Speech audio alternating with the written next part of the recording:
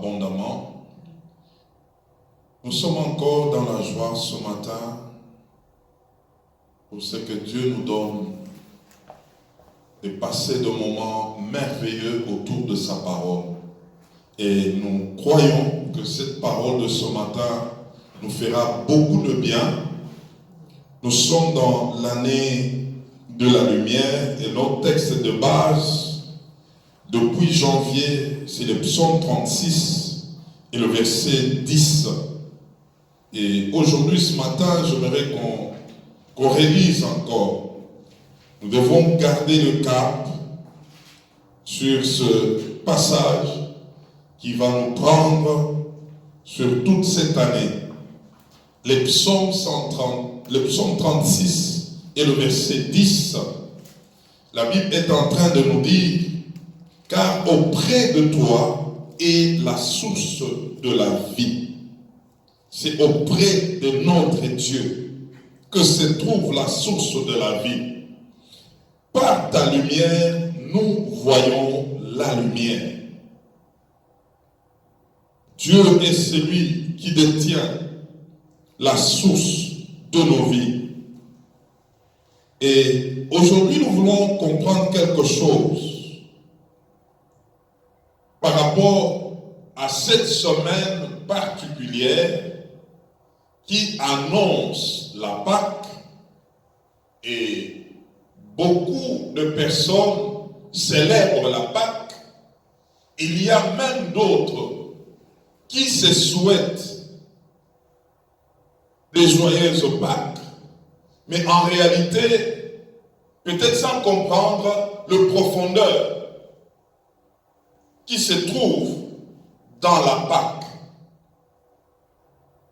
Et lorsque nous n'avons pas la lumière sur quelque chose, soit nous pouvons l'aborder mal, soit nous pouvons le faire de notre manière.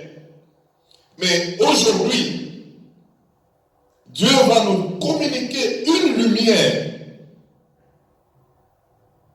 qui va nous éclairer.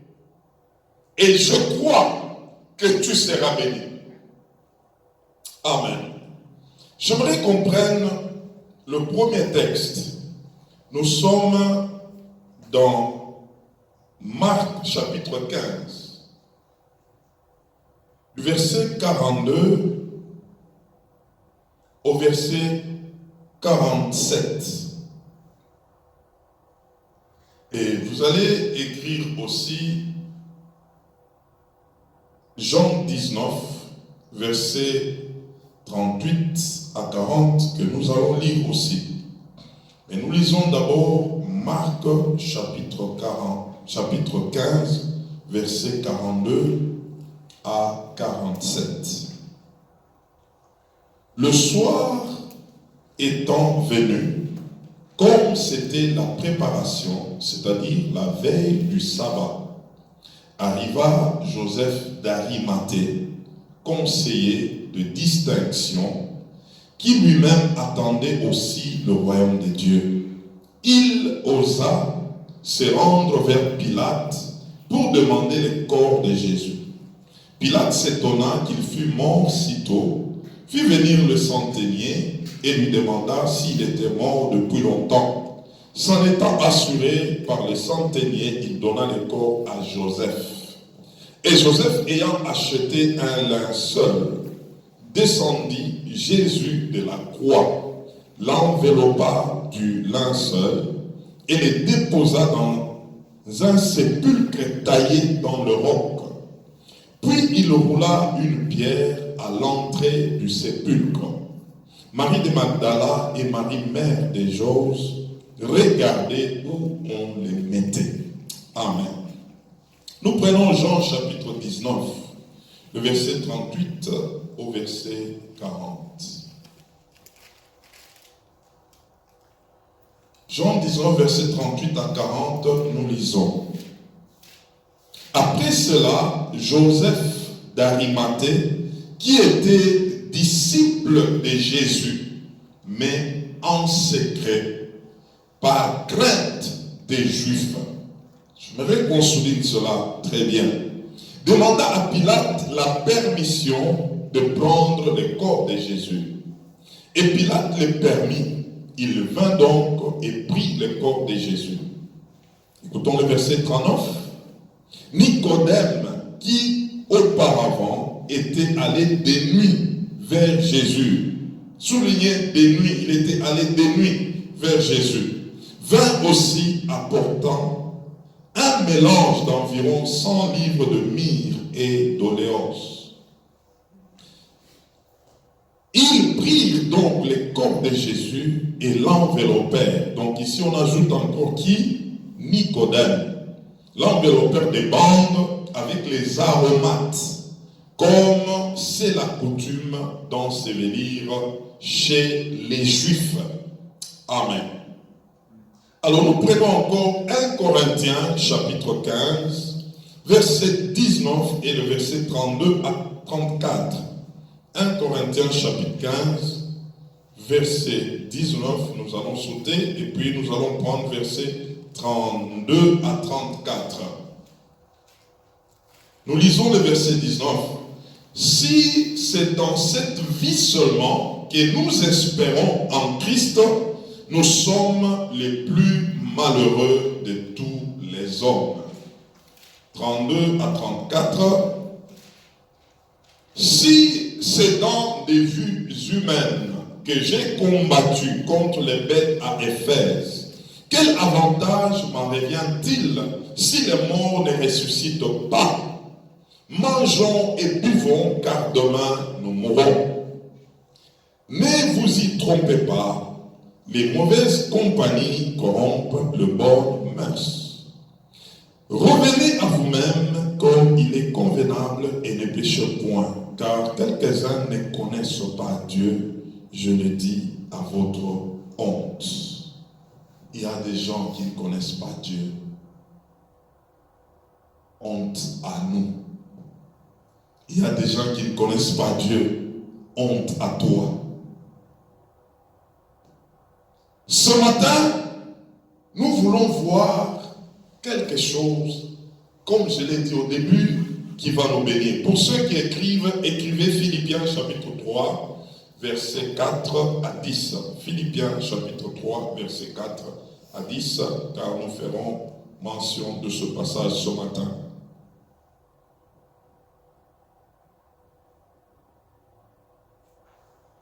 Vous savez, mes frères, comme je l'ai dit au début, aujourd'hui, il y a beaucoup de gens qui célèbrent la Pâque, mais de leur manière.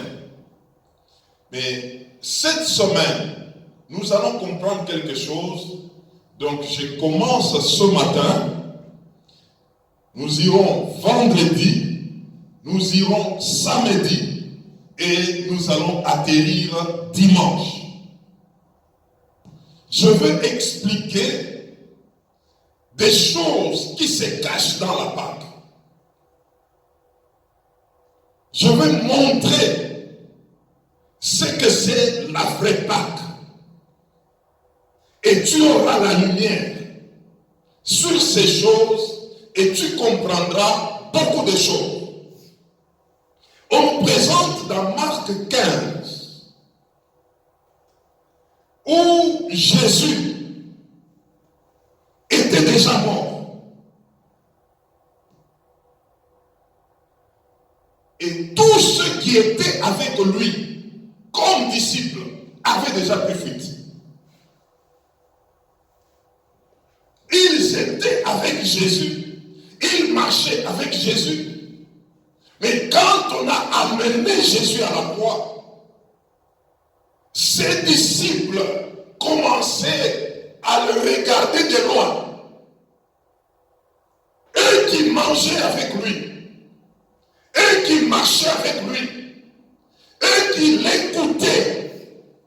Mais quand les temps sombres étaient arrivés, eux tous avaient fait des reculs. Jésus s'est retrouvé à la croix. Il y a des choses qu'il a proclamées à la croix, mais Jésus avait rendu là. Quand Jésus a rendu l'âme, il y a eu des ténèbres sur toute la terre. comme pour dire, la lampe s'était éteinte. La lumière s'était éteinte. Lui qui était la lumière qui est venu dans ce monde, le monde ne l'a point reçu.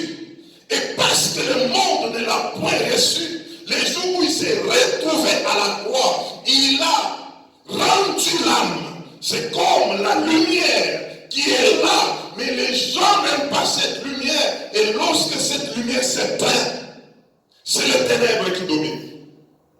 C'est ce qui s'est passé à la croix ces jours-là. Il y a eu beaucoup de ténèbres.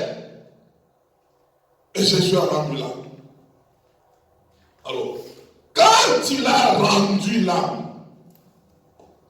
pour ceux qui étaient tout autour, l'affaire était finie. Il fallait tourner la page. Il fallait faire autre chose. Vous savez, des fois, Dieu, quand il fait les choses, c'est comme si vous êtes en train d'aller vers l'échec. C'est comme si il n'y aura plus d'espoir. C'est comme si quelqu'un est en train d'échouer. Mais je voudrais te dire que l'échec apparent, je dis bien l'échec apparent, ne veut pas dire que c'est un échec.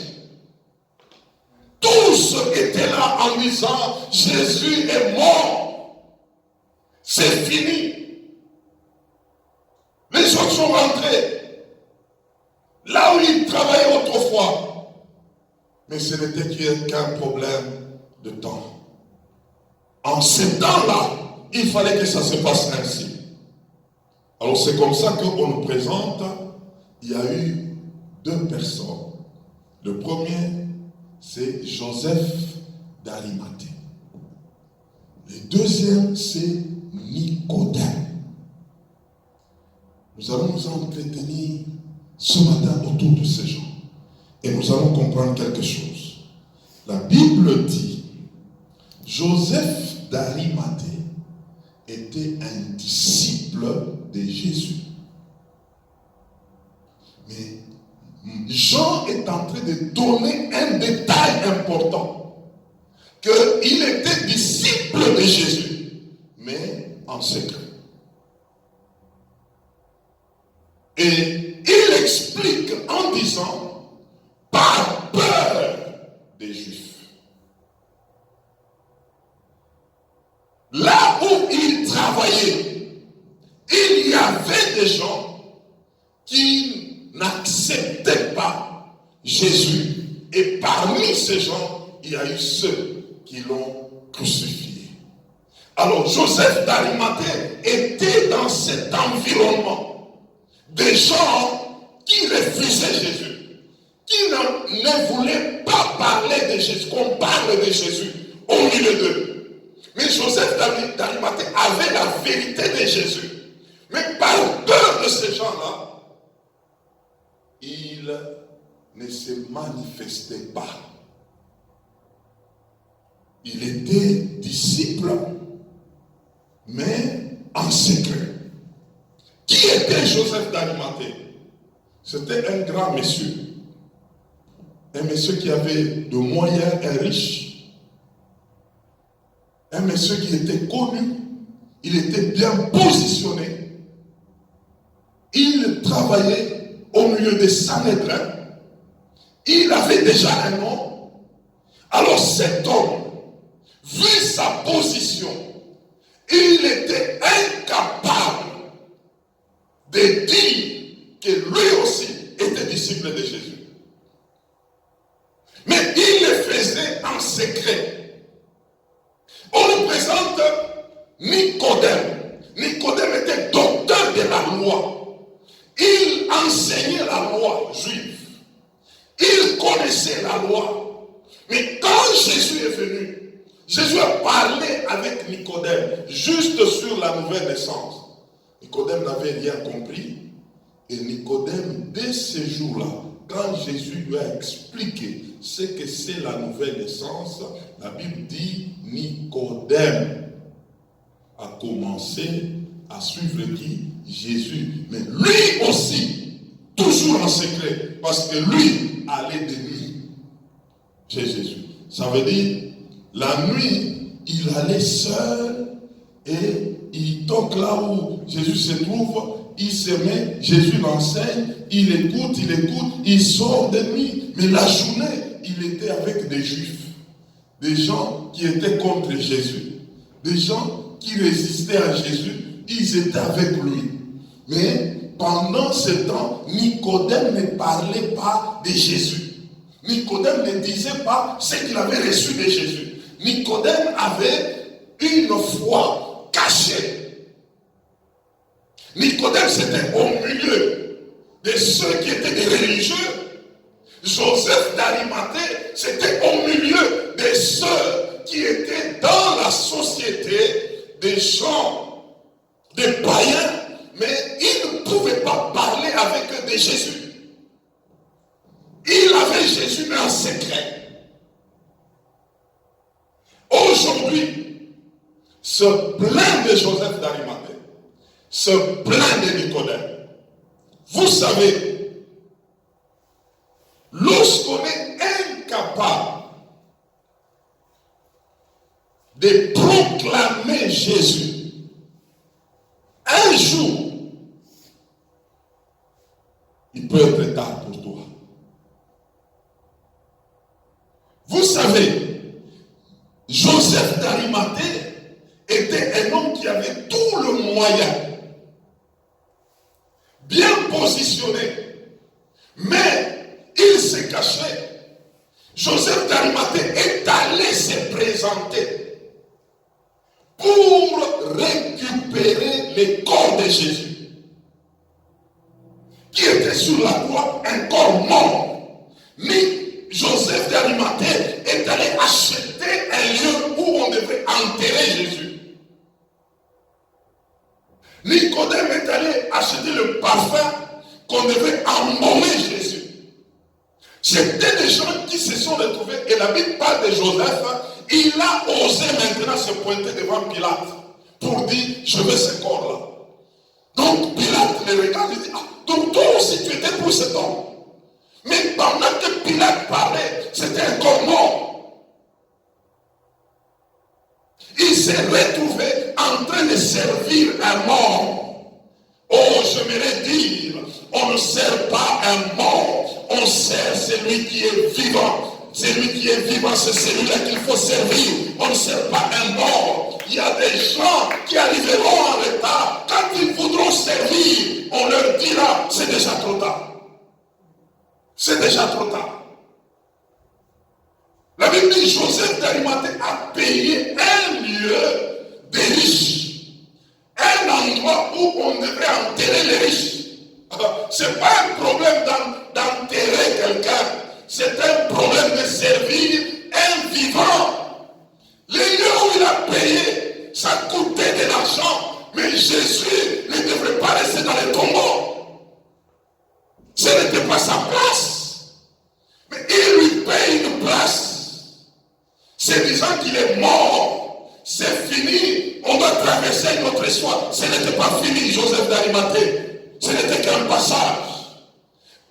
Nicodème lui achète les parfums, les aromates, les oléoles. Ce sont des parfums qu'on embaumait des morts. Quelqu'un va l'embaumer et on les laisse là-bas. Donc, eux tous, ils ont fait un service funéraire. Mais pour quelqu'un qui ne doit pas rester là, les lieux des morts. Mes frères, mes soeurs, j'aimerais vous annoncer ce matin que tant que Dieu nous donne la vie, nous devons le servir.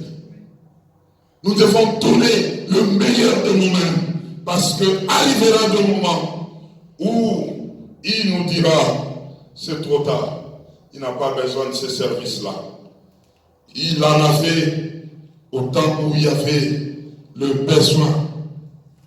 Vous savez, l'attitude de Joseph d'Arimathée, c'est une attitude qu'on retrouve aujourd'hui dans plusieurs enfants de Dieu, entre guillemets.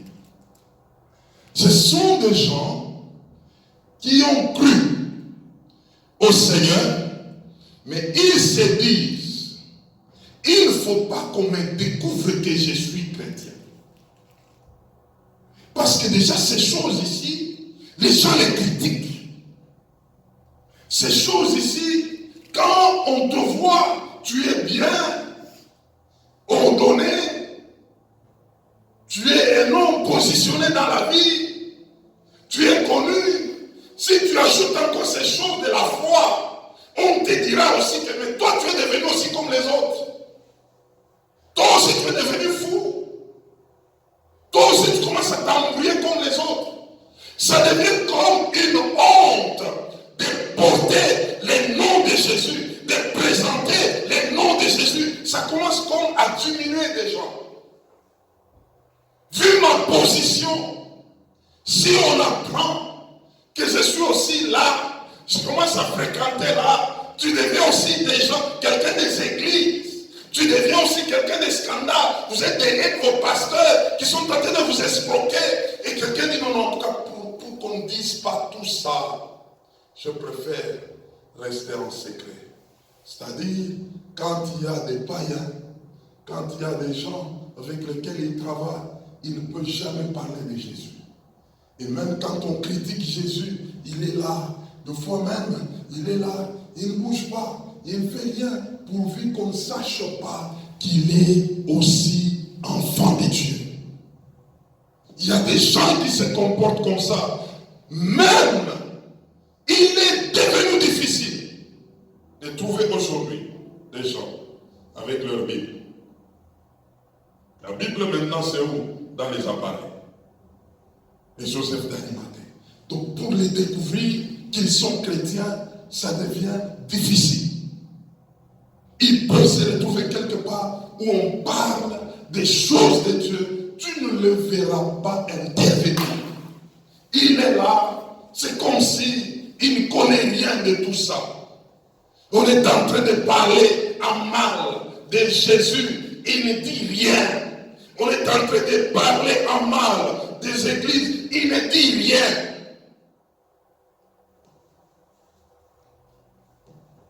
Nicodème, c'est des gens qui se positionnent, qui tiennent tellement à leur position. Vu ma position, je ne peux pas me présenter comme ça. Et vous savez, c'est pourquoi ces deux personnes, lorsque Jésus était mort, ils se sont comme réveillés en retard. Ils ont voulu les servir. Ils ont voulu faire aussi quelque chose. Il y a des gens qui parlent de Joseph d'Arimathée. Ils disent que voilà, il a même payé un endroit, un tombeau de riches, une grande place, ça l'a coûté de l'argent. Il y a des gens qui doivent servir Dieu avec l'argent. Oui, mais autant qu'on verra. On peut faire quelque chose pendant que c'est déjà en retard. Joseph, c'était en retard qui s'est réveillé. C'est comme ça que pour lui, même la mort de Jésus, il pouvait se dire que Jésus là, c'est fini. Oh, ce n'était pas fini. Ce n'était qu'un début du commencement, la mort de Jésus. Beaucoup de gens s'arrêtent sur la mort, mais la mort de Jésus n'était qu'un début de la vie. Parce que c'est après la mort que des choses ont commencé à se manifester. Nous allons le voir tout au long de cette semaine. Beaucoup s'arrêtent sur la mort. Alors, qu'est-ce qui a fait que Simon, Joseph d'Arimathée et Nicodème aient un tel comportement? Se cacher, ne pas se présenter, ne pas faire en sorte qu'on te mélange aussi. Les chrétiens là, les gens des églises là, ces gens là, pourquoi les gens en ont honte aujourd'hui? Pourquoi les gens ne veulent pas s'afficher aujourd'hui? Pourquoi les gens n'ont plus cette force de se tenir au milieu des païens et dire ce qu'ils sont vis-à-vis de Dieu? Qu'on sache leur identité, qu'on sache que c'est Dieu qui les a sauvés, qu'on sache qu'il y a un Dieu qui est... Pourquoi aujourd'hui ces choses-là s'arrêtent dans des églises? Il y a des gens qui sont chrétiens dans des églises. En dehors d'ici, ils ont le langage du monde. Ils se comprennent avec les gens du monde. Ils échangent avec des gens du monde. Les gens du monde ne se sentent pas boostés. Ils ne se sentent pas bousculés par quelqu'un qui est disciple de Jésus. Pourquoi ça? Il y a une chose que le Seigneur m'a parlé, et c'est ce que l'apôtre Paul est en train de dire. Dans 1 Corinthiens 15, et nous avions lu le verset 15, le verset 19, et 32 à 34. Paul est en train de répondre à cela. Beaucoup de gens ont espéré en Christ, ont compté sur Christ par rapport à la vie terrestre. Une foi, un attachement à Jésus-Christ par rapport à une assurance de la vie terrestre. C'est que quelqu'un veut servir le Seigneur pour le besoin terrestre.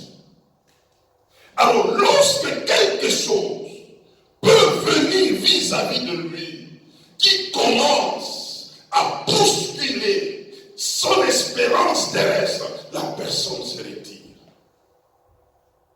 Joseph d'Arimathée, il était positionné.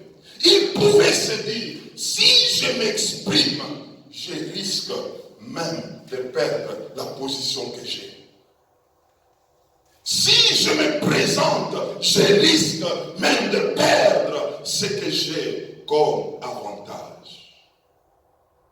Et donc tout ça était par rapport à l'espérance terrestre.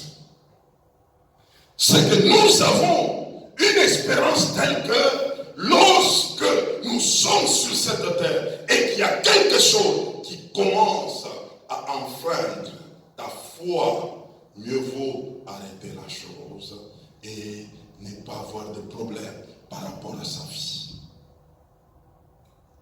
Mieux vaut ne pas parler parce que ça risque de me créer des problèmes.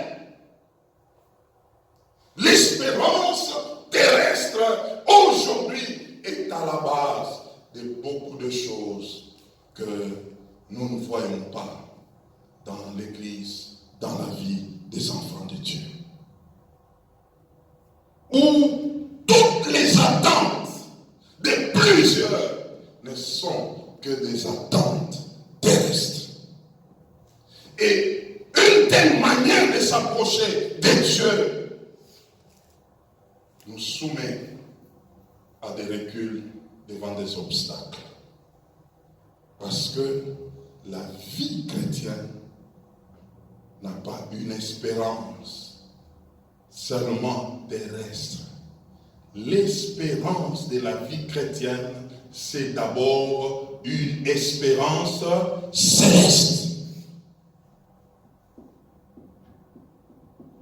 C'est pourquoi Paul est en train de dire, toujours au chapitre 32, si c'est dans les vues humaines que nous nous sommes battus avec des bêtes sauvages à Éphèse et que Jésus-Christ, en fin de compte, n'était pas ressuscité, c'est que nous sommes des plus malheureux.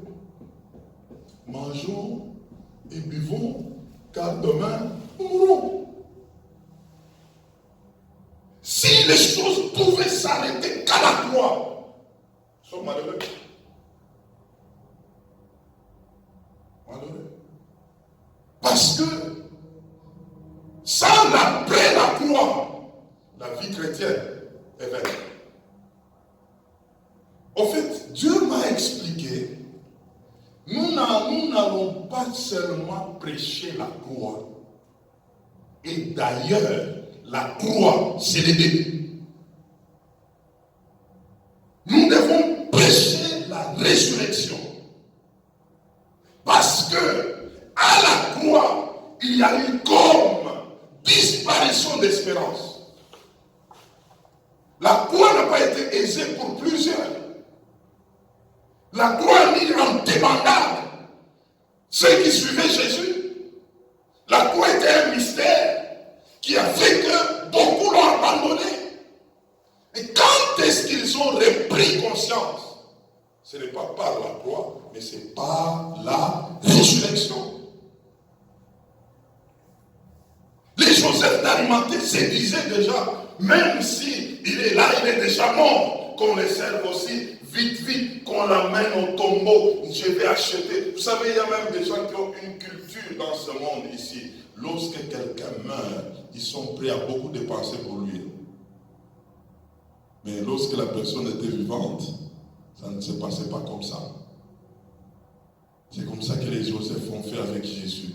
Payer un endroit trop cher, acheter des draps chers, et puis l'amener là, et mettre même une grosse pierre à l'entrée du tombeau pour dire au revoir maintenant, reste là. Toi et nous là, c'est fini. Nous aussi, nous t'avons servi. Frère, oh, ce n'était que le début. Ce n'était que le début. Si nous ne comprenons pas l'affaire de l'espérance chrétienne, mes frères, mes sœurs, il nous sera difficile de témoigner Jésus.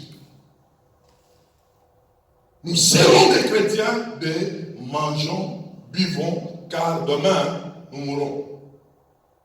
Et Paul continue en disant, ne vous y trompez pas, les mauvaises compagnies corrompent les bonnes mœurs. Cette parole, je l'ai toujours lue, mais j'ai compris ça. Vous savez, il y a des gens, si vous vous retrouvez auprès d'eux, chrétiens qu'ils soient, mais ayant une espérance terrestre, vous allez changer. C'est de cette compagnie dont Paul est en train de parler. Des gens, quand vous parlez avec eux, ce n'est que les attentes terrestres. La vie chrétienne sera pour toi une vie terrestre. Une vie d'espérance terrestre. Une vie où tu ne pourras que penser aux choses terrestres. Tu ne pourras que te motiver par rapport à ce qui est terrestre. Quand tu ne vois pas les terrestres, ça s'arrête. Tu es triste, tu pleures parce que les terrestres ne se voient pas. Mais la vie chrétienne, ce n'est pas une vie terrestre. C'est une vie céleste. Comprends ces choses. Sur les terrestres, nous sommes en train de penser. C'est pourquoi Paul était en train de dire, si c'était pour ça, nous n'allons pas nous donner comme ça. Nous n'allons pas nous battre comme ça. J'aimerais dire ce matin, si je suis devant ici, c'est pour que tu comprennes les célestes et non pas les terrestres.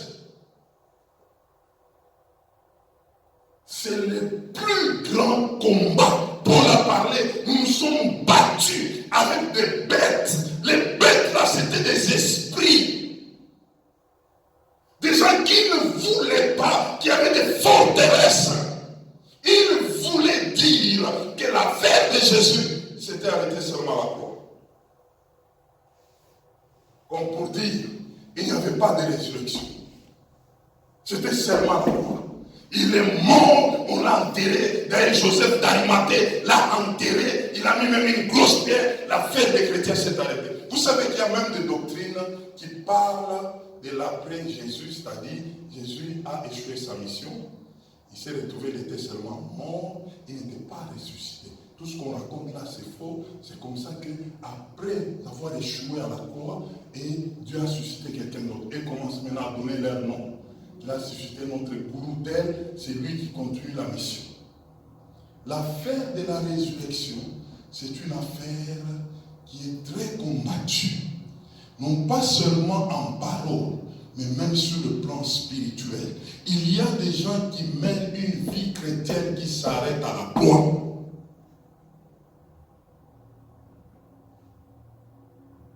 Mais j'aimerais vous dire, sans la résurrection, il n'y a pas d'évangile. Quand on parle de la bonne nouvelle, on parle de la résurrection.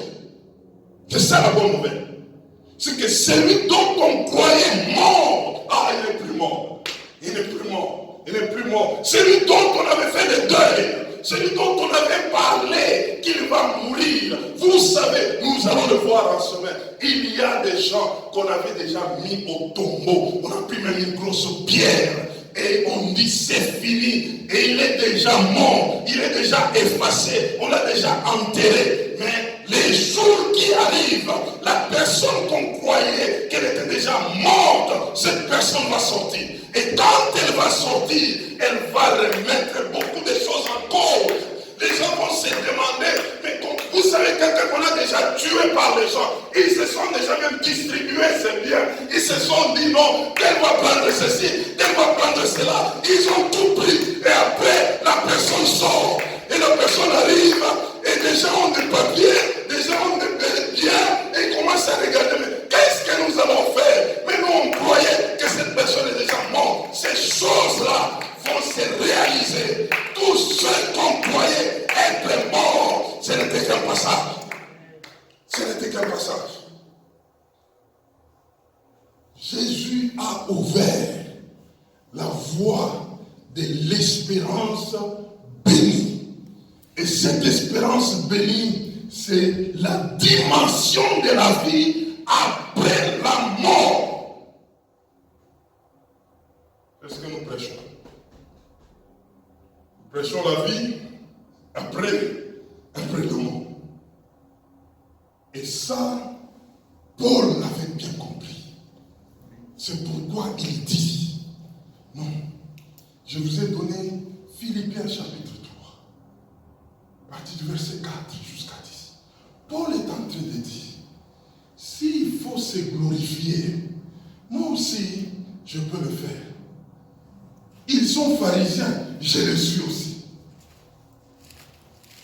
Ils parlent hébreu, je parle aussi hébreu. Ils sont romains, je suis aussi romain. Vous savez, ce n'est pas les choses de Dieu qui peuvent nous limiter, frères, en disant que c'est pour les abrutis. Non, non. Ces choses ici, ceux-là qui les ont reçus, intelligents qu'ils pouvaient, mais quand ils se croisent avec la lumière de Dieu, leur intelligence devient comment? Petite. Dieu épate tout le monde, même les savants. Leur intelligence ne sont que, ce n'est qu'une petite intelligence. C'est ce que Paul pouvait dire dans Philippiens. Paul était considéré comme un savant, comme un érudit. Paul était dans le Sanhédrin.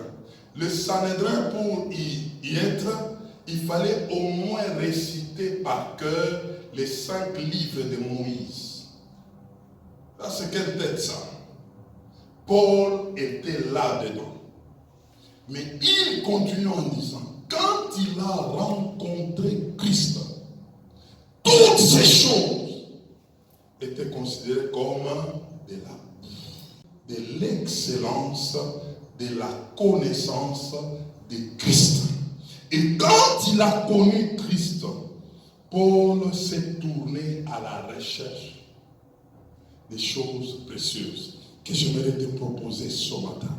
Pour quelqu'un qui veut voir Dieu faire dans sa vie. La première des choses, Paul pouvait dire, lorsqu'il a connu Jésus, tout ce qui pouvait l'intéresser, c'était de devenir un amoureux de Jésus. Est-ce que tu es amoureux de Jésus? Est-ce que tu cherches à aimer Jésus selon que lui t'a aimé le premier? Comment est la dimension de ton amour par rapport à Jésus?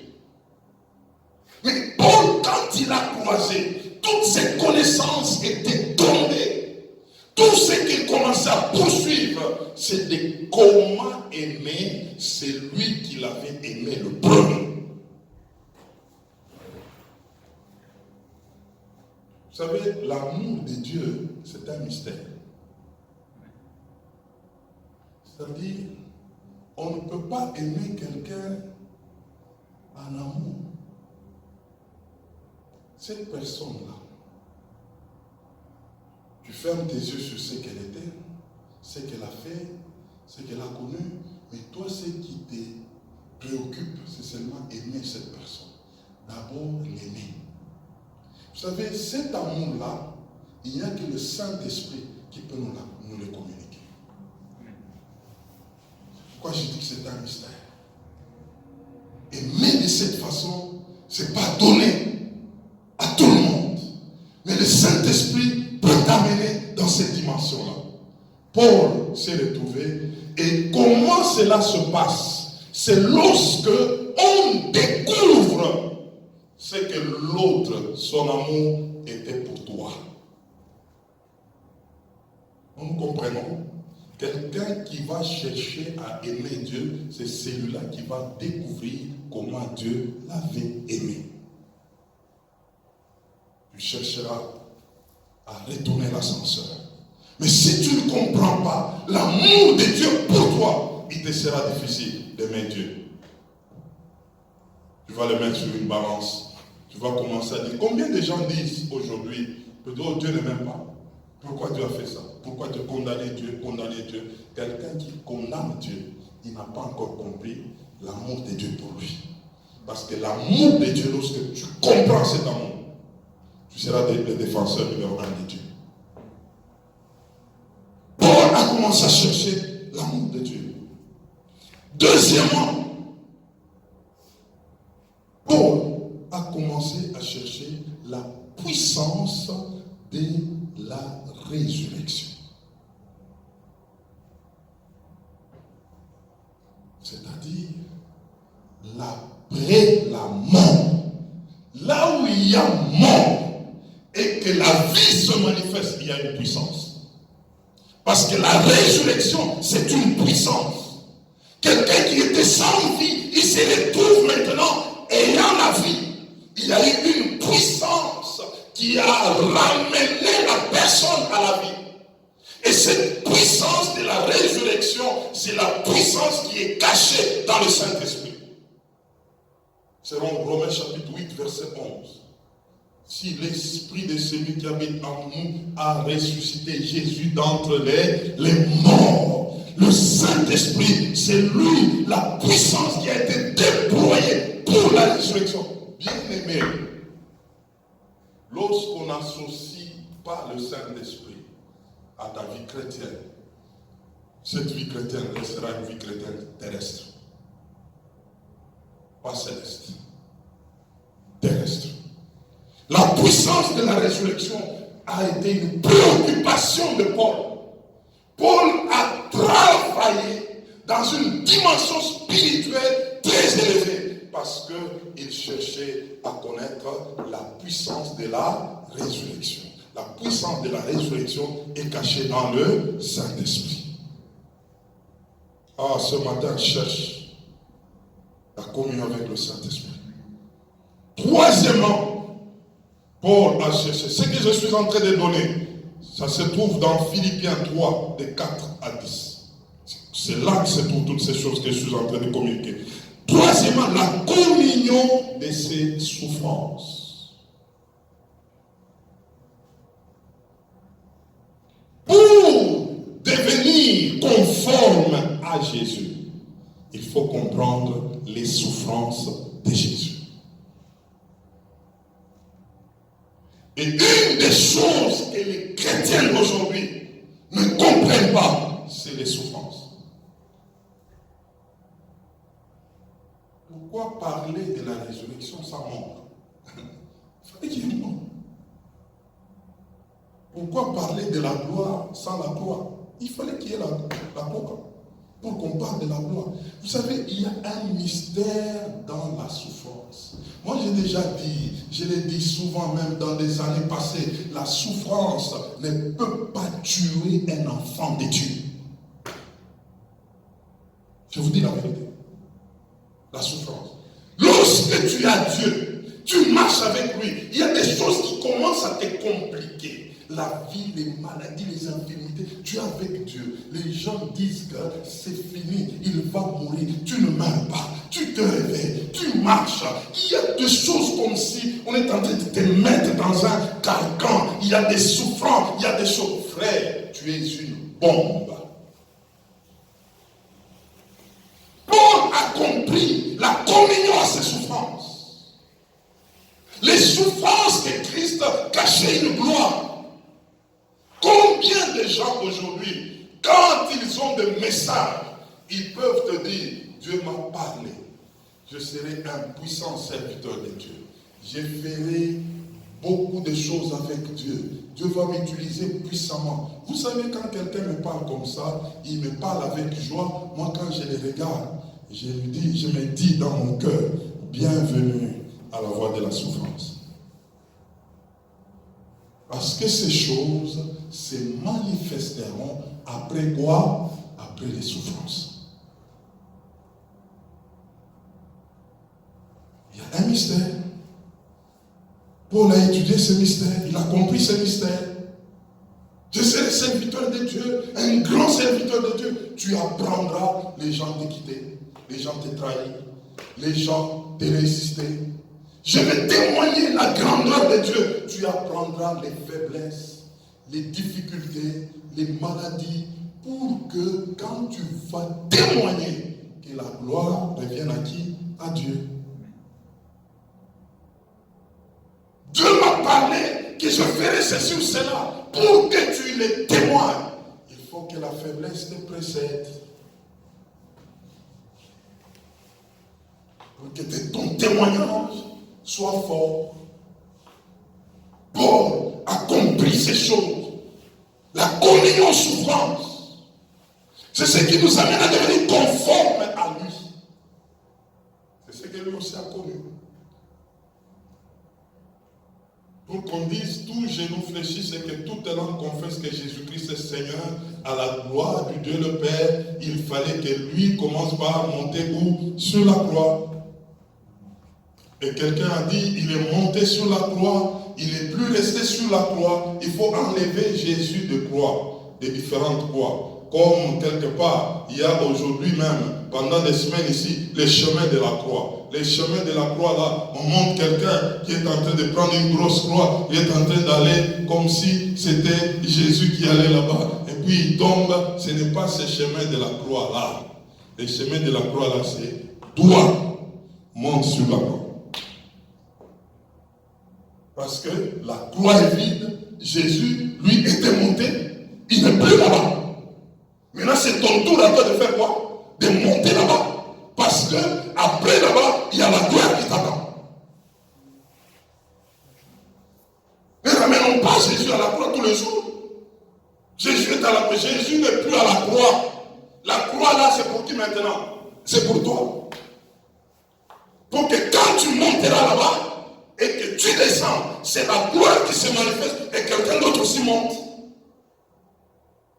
Est-ce que nous sommes ensemble? Paul a compris ces choses.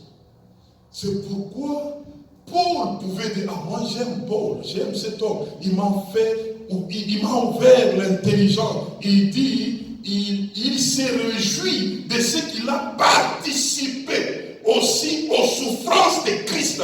Ce que Christ n'a pas accompli dans sa chair, lui aussi l'a complété. Oh!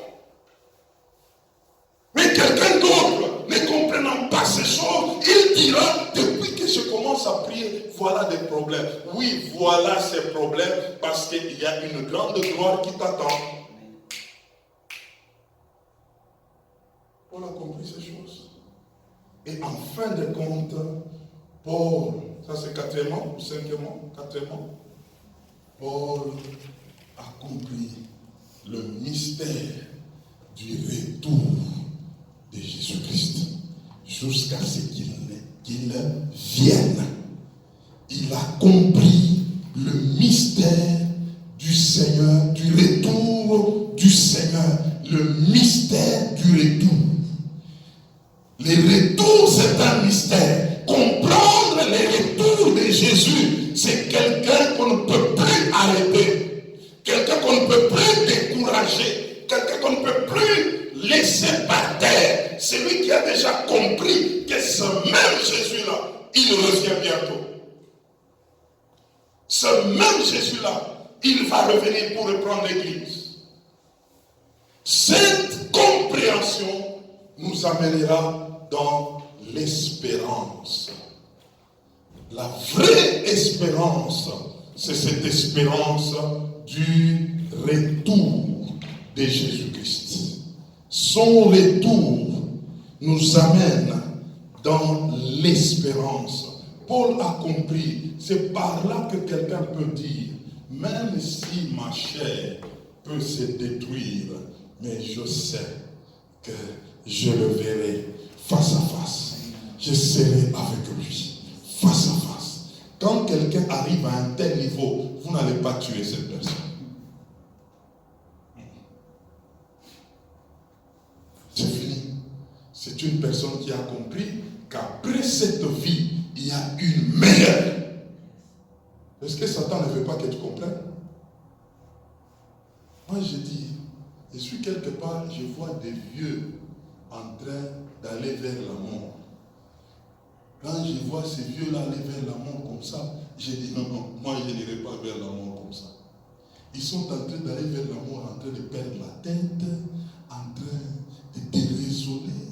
C'est comme des gens qui, des fois, il y a même ceux qui sont conscients, ils se disent que nous allons vers la mort. Toi là, quand tu dois aller vers la mort, ça sera la plus grande joie. Amen. Ça ne sera pas la tristesse. Tu ne vas pas pour te perdre. C'est pourquoi tout enfant de Dieu, avant que la mort n'arrive, il doit le savoir. Et moi là, je n'ai même pas encore vu la mort. C'est qu'elle est tellement loin là-bas. Il y a des choses à faire. Mais ne meurt pas comme un païen. Un païen meurt par accident, par mort subite, il ne comprend rien, on dit qu'il est parti. Un enfant de Dieu, quand la mort arrive, il le sait. C'est pourquoi ils vont très bien en train de sourire. Je suis en train de chuter. Il y a un homme qui était mort par lapidation. Et pendant qu'on les lapidait, lui voyait le ciel ouvert. Et il voyait Jésus debout. Or, la Bible me dit que Jésus est assis à la droite du Père. Mais pour l'accueillir, lui, la personne d'Étienne, Jésus a quitté son trône. Il s'est mis debout. C'est comme quelqu'un qui est en train de marquer les buts sur la terre. Ceux qui sont en train de regarder le match ne se mettent pas comme ça. Ils se tiennent debout. Mais là, c'est le maître lui-même, le maître de l'équipe. Il dit, regardez mon fils. Il est en train de dribbler ces gens. Il est en train de venir. Et c'était la cohorte des anges qui pouvaient sonner des trompettes. Parce qu'un héros était en train d'entrer dans les lieux du repos. Et cet homme pouvait dire avant d'entrer, Seigneur, pardonne-leur. Parce qu'ils ne savent pas ce qu'ils sont en train de faire. Ça, c'est la mort d'un héros. Étienne n'a pas regretté cette mort. Étienne a demandé pardon de ceux qui croyaient qu'ils l'ont tué. Et vous savez, ce que la mort d'Étienne a apporté sur la terre, la présence de Paul. Frères, comprenons qu'après cette vie, il y a une vie meilleure. Plus que ce que nous faisons. Si nous voulons rester seulement avec l'espérance terrestre, nous serons plus malheureux. Nous allons envier les gens qui meurent mal, envier des gens qui pleurent en eux-mêmes. Et la Pâque, c'est la résurrection là. Nous allons le voir cette semaine. Donc vendredi, nous avons un rendez-vous. Nous allons continuer, nous allons comprendre le mystère de cette Pâque-là par rapport à Marie de Magdala, par rapport à Marie, mère des choses. Nous allons comprendre ces choses. Et nous allons atterrir avec la Pâque elle-même. Comment elle se passe? Beaucoup se sont arrêtés à la croix, à l'espérance terrestre. Et Jésus est mort, c'est fini. Or, il y a plus que ça. Que le Seigneur vous bénisse.